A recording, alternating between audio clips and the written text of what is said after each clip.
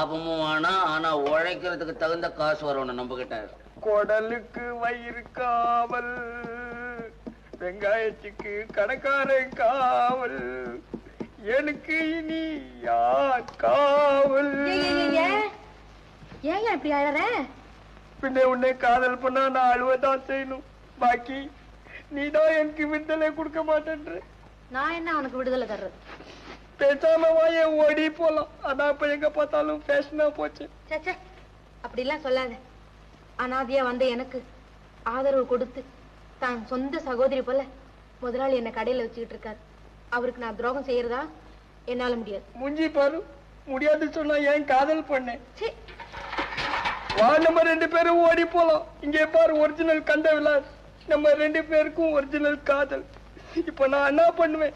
சர்வகோணல் சதாசிவம், பாத்தியா, அந்த நேரம்